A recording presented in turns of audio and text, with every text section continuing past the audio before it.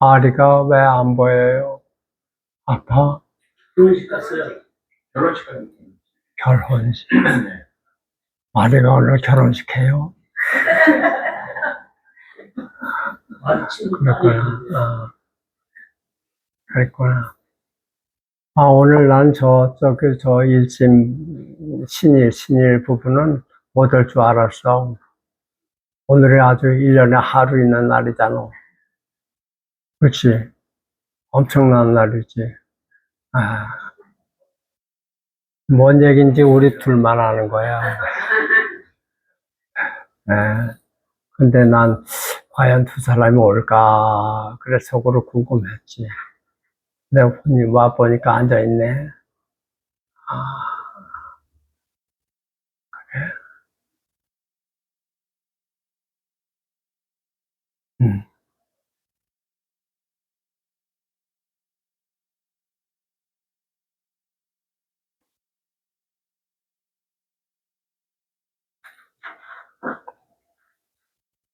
참말을 영화관의 하얀 스크린에 비유하고 스크린에 나타난 여러 가지 현상은 헛것이라고 하는 글을 읽었습니다.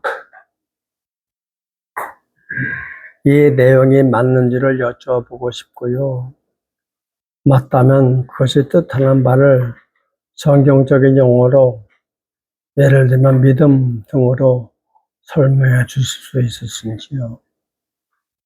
그리고 한 단계 더 나아가서 스크린과 거기에 나타난 것들의 분리를 넘어 하나가 되는 것이 영생의 완성이라고 하는데 이것도 설명 부탁드립니다. 누가 이런 글을 쓰셨는지 저는 모르겠습니다만은 비교적 아주 잘 이런 메타포르죠. 스크린과 거기에 비치는 영상이라고 하는 이런 하나 메타포를 사용해서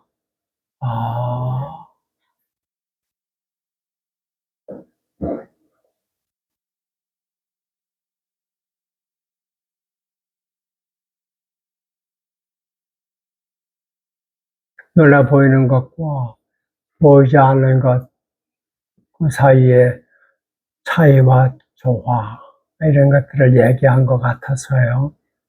저는 대체적으로 이 글에 동의합니다. 비유는 어디까지나 비유일 수밖에 없고요. 예수님께서도 사실을 사실대로 얘기한다는 게 너무 힘들고 어려우니까 자꾸 비유를 쓰실 수밖에 없어요. 사실 그래요. 어떤 말을 해도 인간의 말이기 때문에 그것이 가지고 있는 어쩔 수 없는 한계가 있어요. 한계. 할 수 없이 우리가 말은 하긴 하지만 따져보면 그 말이 안 되는 경우가 있다고요. 우리 보통 아침에 해가 뜬다고 얘기하잖아요. 하나도 이상하지 않지요? 아침에 해가 떴습니다. 이렇게. 사실 해가 뜨거워지고 하는 별이 아니잖아요. 그렇죠? 네. 해가 떴다는 말은 잘못된 말이에요. 그런 것처럼 누가 무슨 말을 해도 그냥 사람의 말이에요. 그 기본적인 한계는 어쩔 수 없어요. 그래서 오직 답답하면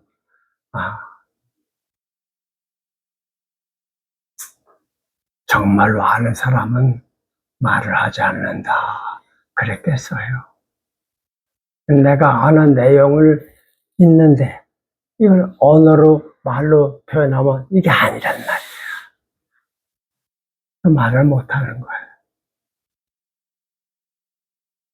그렇긴 하더라도 일단 예수님도 그런 줄 아시면서 계속해서 말씀하시잖아요. 비유를 들어서.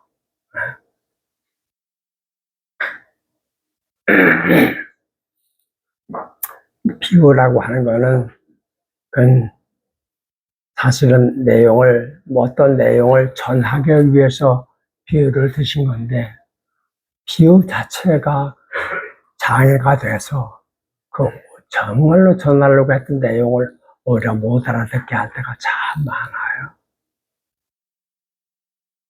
얼마 전에 저 부산에 좀 갔다 왔는데요. 거기서 어떤 분이 저한테 이렇게 질문을 하는 거예요. 성경 말씀에서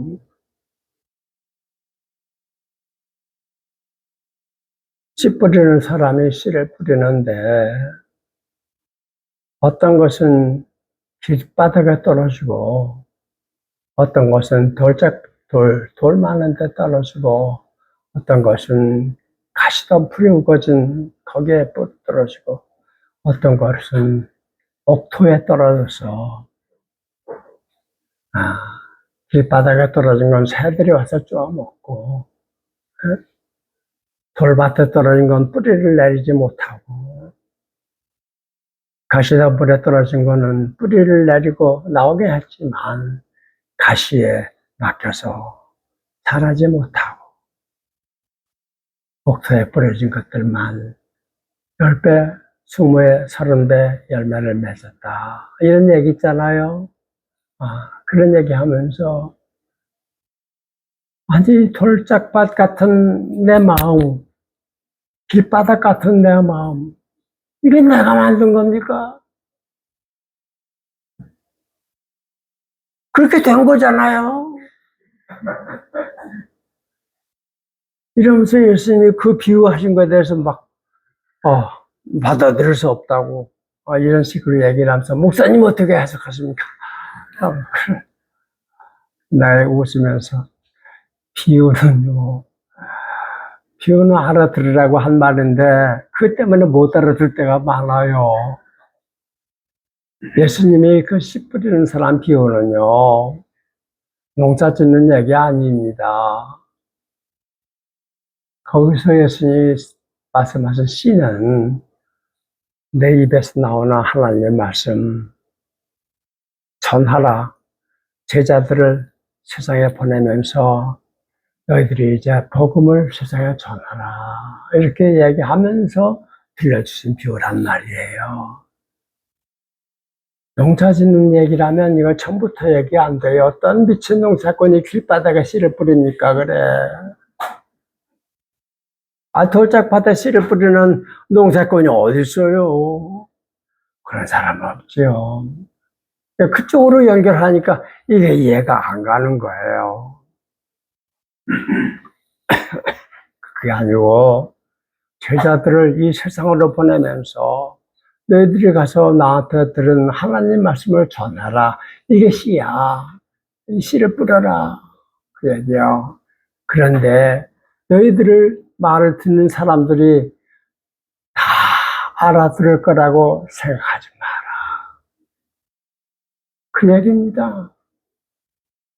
내가 전하는 복음을 모든 사람이 그렇게 다 받아서 삼켜서 사람이 달라지는 너희들이 바라는 건 그거지만 그래서 씨를 뿌리는 거지만 100사람 다 그렇다고 생각하지 마라. 4분의 3이 허실된다. 4분의 1이 남는다. 너희들이 복음 전하는 것이 모든 사람을 감동시킬 거라고 생각하지 마라. 천만의 말씀이에요.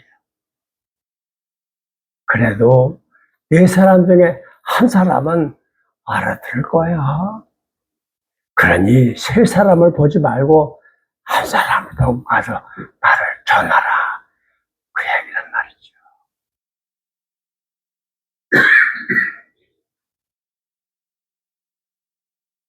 용기를 준 거예요. 머릿속으로 내가 이렇게 하면 이런 열매를 맺지 헛된 생각하지 마라. 세상 그렇지 않다. 내가 경험한 예수님을 가서 얘기하면 다 사람들이 아멘 할렐루야 받아들일 줄 아냐? 천만의 말씀. 4분의 3은 너희들 말을 못 알아듣거나 알아들었어도 나중엔 저들이 하는 일이 너무 바빠서 다 유실되고 많다. 그래도 그중에 4분의 1은 남아있으니 그 사람들 생각하면서 용기를 잃지 말고 끝까지 복음을 전해라. 이런 말씀입니다. 그렇게 이해하면 이해가 되죠? 네, 그렇게 하면.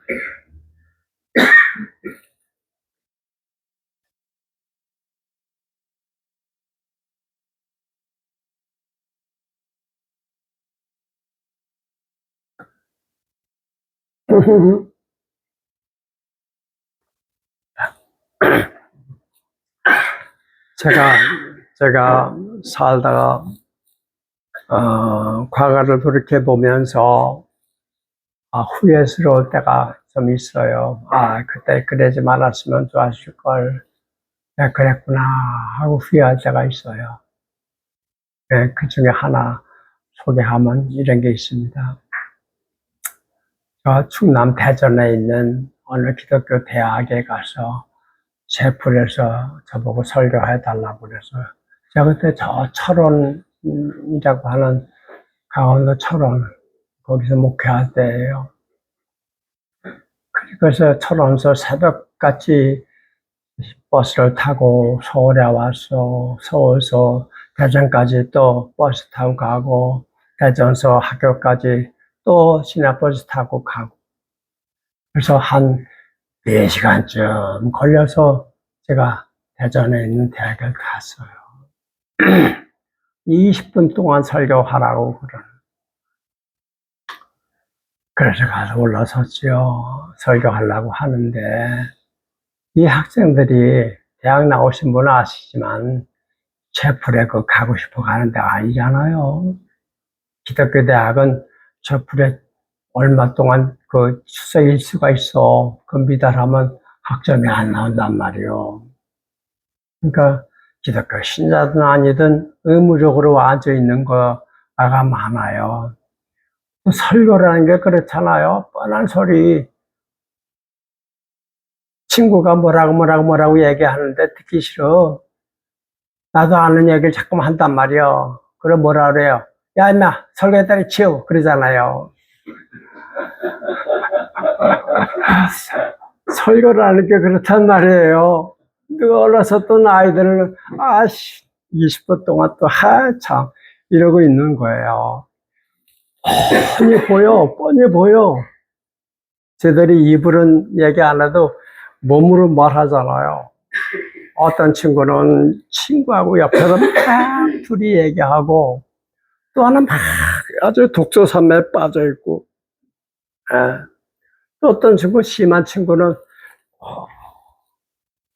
하고, 극장에서도 안 그럴 거야. 앞에 있는 의자에다가 두 발 딱 올려놓고, 눈 딱 감고 이러고, 이건 뭐, 온몸으로 목사한테 지금 뭐라고 하는 거예요. 떠들려면 떠들어라. 내가 여기 앉아있고 싶어서 앉아있는 줄 아냐? 어쩔 수 없이 앉아있는데, 그런 거야. 그렇게 막 그 얘기를 하는 거야. 그런 놈들만 보여. 그래서 설교를 한 몇 마디 하다가 또 그쳤어요. 그리고 여러분, 나 여기 설교하라고 그래서 왔습니다. 내가 철원서까지 4시간 차를 4번 갈아타면서 왔습니다.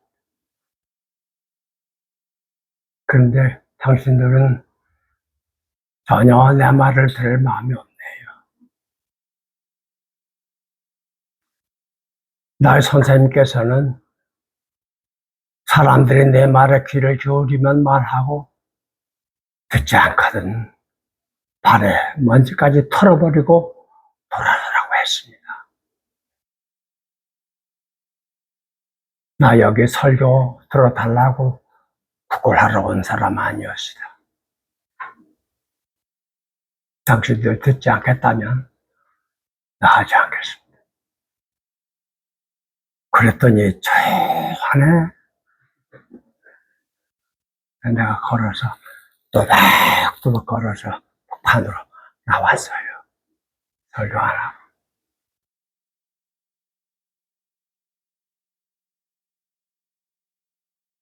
교목이 따라와가지고 목사님 같은 사람 처음 봤습니다. 아마 그럴 거예요. 설교하다 말고 나 설교 안 해요. 당신들 들을 마음이 없는데 우리 선생님은 나보고 그러라고 하지 않았어요. 듣지 않으려고 하면 내 말을 듣지 않는 마을에는 발에 묻은 먼지까지 털어버리고 돌아서라고 그랬어요. 그런 분이야. 이 말씀이 얼마나 소중한 건데 이걸 함부로. 난 그럴 수 없지. 그리고 쫙 걸어서 나오는데 내 속이 시원한 거예요. 아이들은 조용하고 이게 웬일이야 그러지. 마치 개선장군처럼 또박또박 걸어서 나와버렸죠. 교목이 좀 난감해 하길래 한마디 했어요. 목사님 미안합니다. 이것도 설교요. 이런 설교하는 목사도 있다는 거 아이들이 좀 알았으면 좋겠어요. 그래도 고마빈 주더라고요. 속이 시원했습니다. 요즘 와서 그때 내가 잘못했구나. 참 건방졌구나 라는 생각을 하게 됩니다. 인간적으로 멋있고 아주 후끈한 것처럼 보였지만 저 사실 그랬지만 그러나 그 안에 몇 녀석이라도 피를 기울이고 풀 마음이 있는 아이들이 있었을 거 아닙니까? 그 아이들을 봤어야 되는 거예요. 그리고 그 아이가 몇 명이든지 그 아이에게만 얘기를 했어야 돼요. 설교를. 그랬어야 되는 거예요. 그 씨 뿌리는 사람의 태도야. 듣지 않으려고 하는 사람 보지 말고 귀 기울여 듣는 사람이 있어 그 안에. 그들을 상대해라. 이게 예수님의 말씀이란 말이죠. 지금 또 그런 기회가 주어진다면 지금은 안 그러지.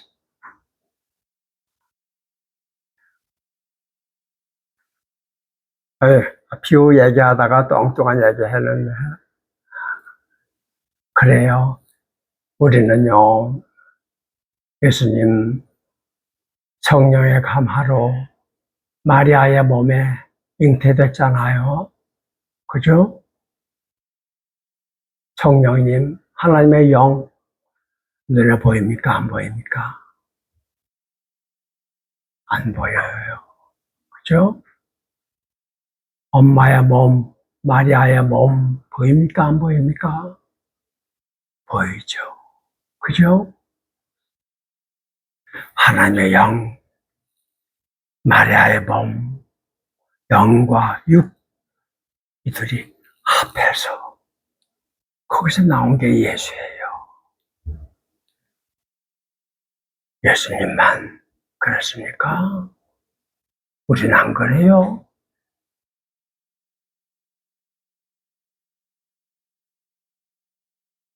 나한테도 눈에 안 보이는 내가 있잖아요. 예? 보이는 육신이지만 육신을 쓰는 내가 있잖아요. 그걸 영이라고 그래요. 예수님만 영과 육이 합일이 아니라 존재하는 모든 사람이 영과 육의 합일이에요. 안 그렇습니까? 하나님이 흙으로 몸을 빚으셨어요. 이건 물질이에요. 그러나 그 코에다가 숨을 푹, 누구 숨? 하나님의 숨. 당신의 숨은 기운이에요. 기운. 보이지 않아. 그러나 기운이 없으면 이게 움직일 수가 없어. 그 육 속에 하나님 기운이 쑥 들어왔을 때 사람이 됐단 말이죠. 그게 사람.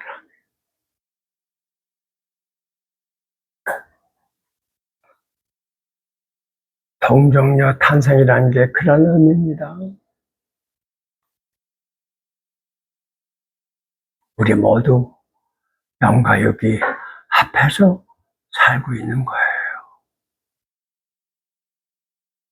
그러다가 영은 하늘에 속한 것이고 육은 땅에 속한 거예요. 이 둘이 서로 분리가 되면 영은 하늘로 가고 육신은 땅으로 내려가는 거예요.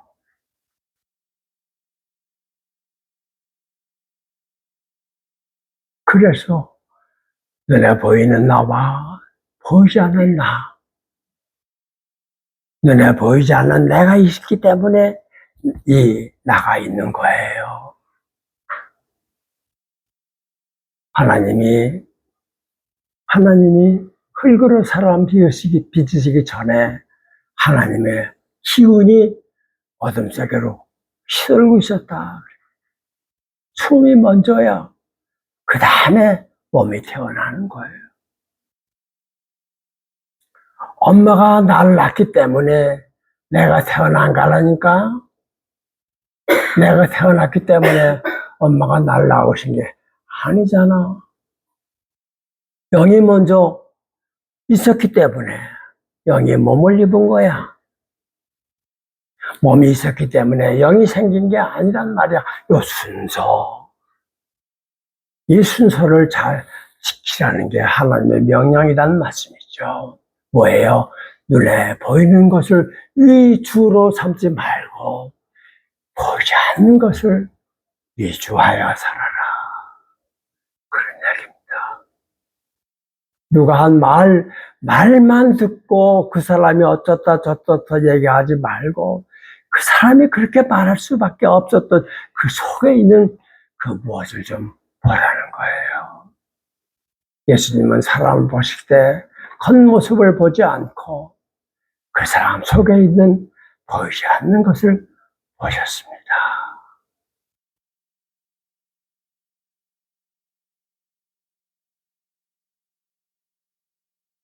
그래요. 그래서 이 보이지 않는 나와 보이는 나가 잘 조화를 이루어서 이 뜻이 서로 어긋나지 않고 이것이 합해서 이루는 것, 이게 진정한 영성 생활이다. 이렇게 말할 수가 있겠죠. 육이 영을 모시는 거죠. 영이 육을 쓰는 겁니다.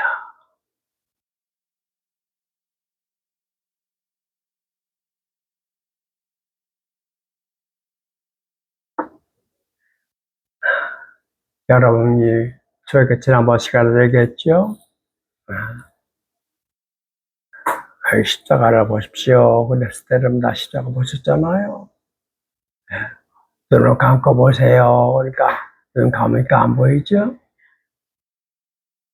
눈 감으면 안 보여요. 왜 그런지 아십니까? 눈 감았기 때문에 안 보이는 게 아니라 눈 감는다는 거는 빛을 막아버리는 거예요. 빛이 통과하지 못하게 막는 겁니다. 눈 뜨면 보이죠. 그건 빛이 눈으로 들어왔다 나갔다 한다는 얘기예요. 눈 감는다는 얘기는 빛을 막는다는 얘기입니다. 그러면 아무것도 안 보여요. 왜냐하면 빛이 없으니까.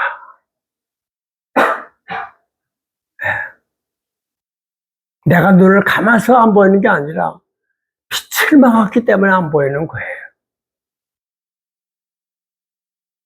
눈만 뜨면 빛은 처음부터 영원히 거기 있어. 그러니까 보이는 거예요. 그러니 눈은 보는 역할을 하고 빛은 보여주는 역할을 하는 거예요. 보여주니까 보는 겁니다. 보니까 보여지는 게 아니에요. 요 순서. 이게 중요한 거예요.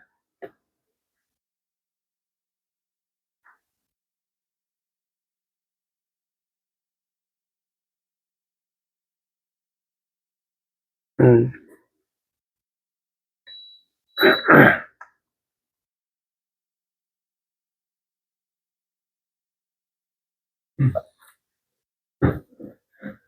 됐냐? 됐어? 음.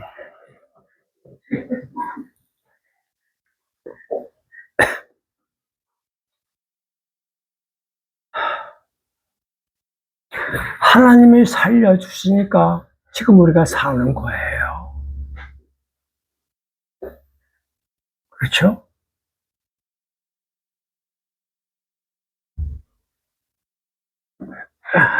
아주 오래전 옛날 어느 그 개그맨이 요새 뭐 전유성이란 개그맨이 죽었다고.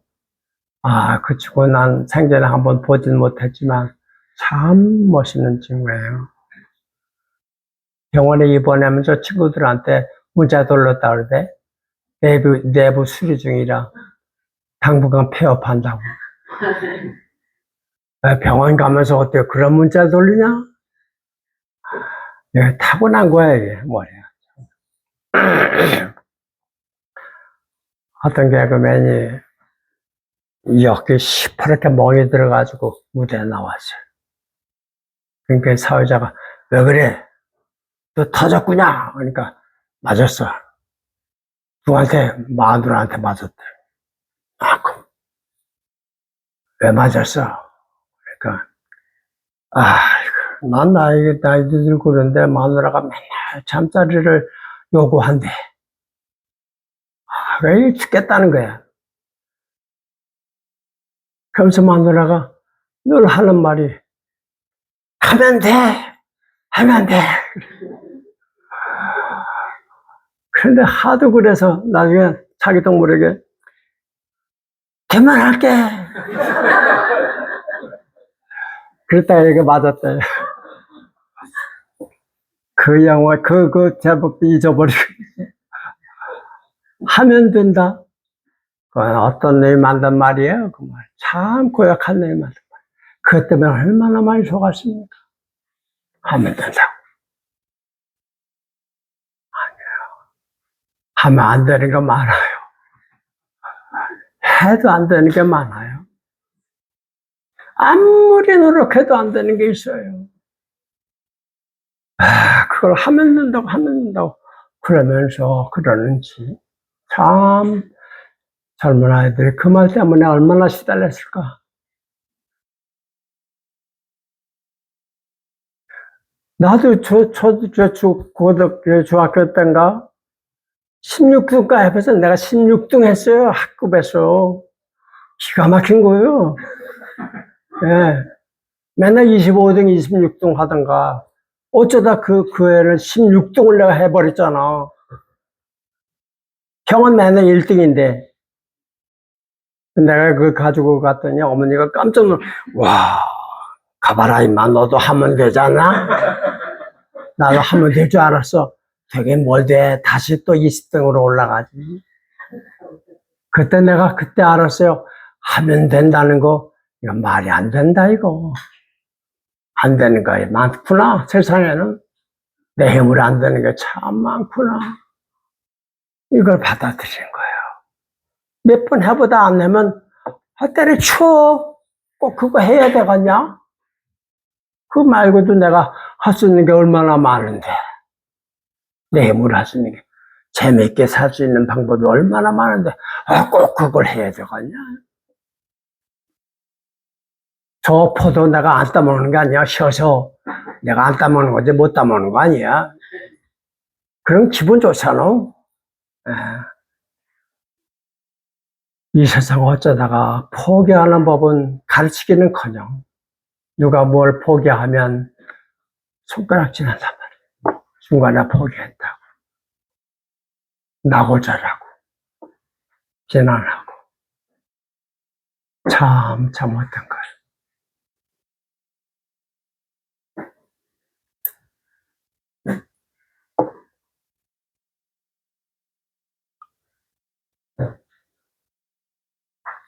혼내기 하다가 이래 가냐? 여러분도 까먹었어요?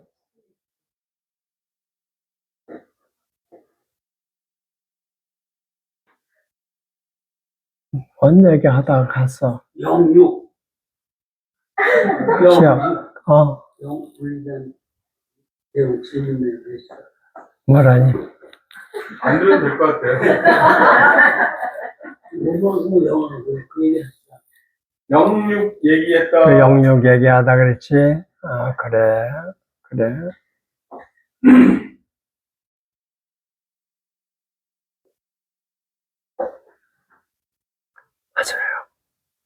맞아요. 엄마가 날 낳기 때문에 내가 태어난 거지. 내가 태어났기 때문에 엄마가 날 낳은 게 아니에요. 뭘 해도 사람이 뭘 해도 그게 되니까 한 거예요. 안 되면 세상 없어도 못 해요. 그렇죠? 내가 사물을 보는 거는 빛이 나를 보게 해 주시니까 보는 거예요. 이걸 기억하자는 거예요. 뭘 해도 좋아. 내가 이걸 할 수 있게 해 주신 분을 기억하라.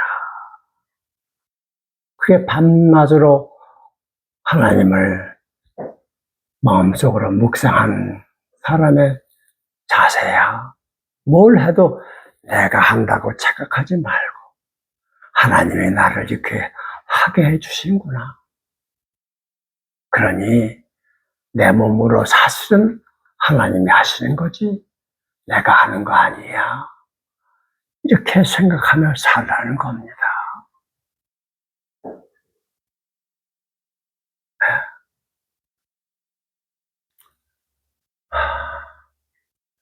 축구 선수 호날두라고 있잖아요. 그 친구는 골을 넣으면 그 골 세리머니 어떻게 하는지 아시죠? 붕 떠가지고 하고 착 그러면 멋있잖아요. 이게 뭡니까? 이 자세가 잉 떠서 반바퀴 딱 돌고 딱 들어가면서 쫙 내가 넣었다 이거에 나 봐라 이거죠? 나 이런 사람이야. 아 그래요. 근데 한때 그 사람하고 거의 꼴을 비슷하게 넣은 메시라고 하는 사람 있잖아요. 메시. 그 사람은 골을 넣을 때 어떻게 해요? 기억해요? 이런다. 골을 넣고. 이게 아니고, 뭔 자세일까, 저게. 내 멋대로 생각하는 게. 여러분, 내가 골 넣은 거 아니에요. 저분이 넣으실 겁니다. 이렇게 했다면, 야, 멋있잖아요. 그거야. 똑같이 골을 넣었지만, 나야. 라고 하네. 아니야, 저분이야.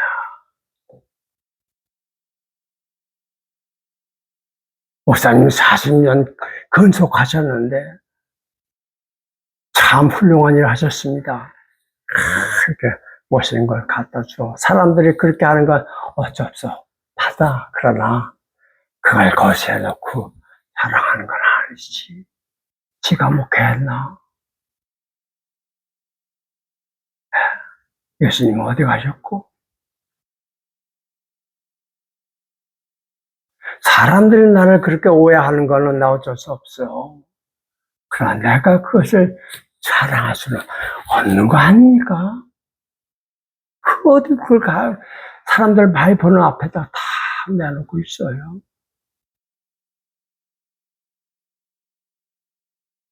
처분을 기억한다면 내가 아닙니다. 주님께서 하셨습니다. 예수님 병자를 고친 다음에 뭐라고 하십니까? 내가 고친 거 아니야. 내 믿음이 고쳤어. 그러시잖아요. 내가 고쳤다고 안 그러셨어요. 내가 고쳤다고 말하지 마라. 내 믿음이 너를 고친 거야.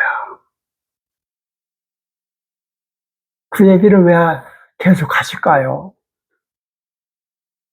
소문내지 마라. 내가 고쳤다고. 내가 고친 거 아니야. 내 믿음이 너를 고칠 거야. 내가 고쳤다고 소문내지 마라.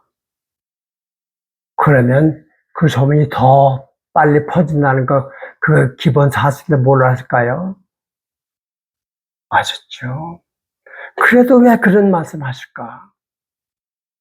저는 혼자 생각해 봅니다. 이거는 사람들이라고 한 말이 아니라 자기한테 한 말이에요. 착각하지 마라, 예수야. 내가 한 거 아니다. 그러지 않았을까요? 끊임없이 자기한테 얘기해 주고. 내 뜻이 아니라 아버지 뜻이 이루어지는 거야. 내 생각이 아니라 아버지께서 나를 통해서 당신의 일을 하시는 거야. 보이지 않는 아버지가 보이는 이 몸을 통해서 역사를 하시는 거지. 사물을 볼 때 사물만 보지 않고 사물을 보여주게 하는 빛이신 빛, 그분을 기억하는 거예요.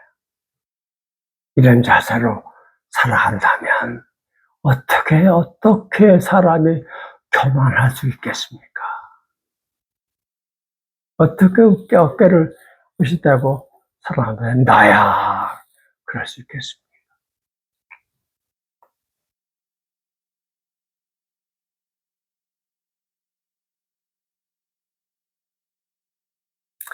메시가 한 번은 페널티킥을 차는데 헛발질해가지고 공이 딸려 날아가 버렸어요. 메시가 페널티킥을 실수한 거예요. 그러니까 공을 푹 죽이더라고요. 그때 그 친구가 조금만 더 나갔으면 그때도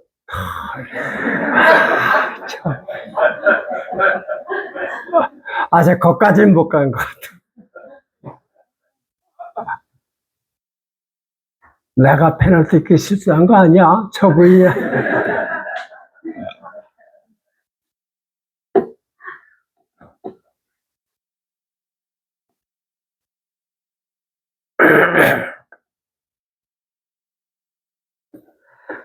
아, 2번으로 넘어갑시다.